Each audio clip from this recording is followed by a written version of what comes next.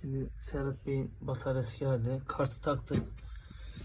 Gördüğünüz gibi pillerde balans problemi var. Yani 0.183 yazıyor. Biz onu 0.0 yapacağız.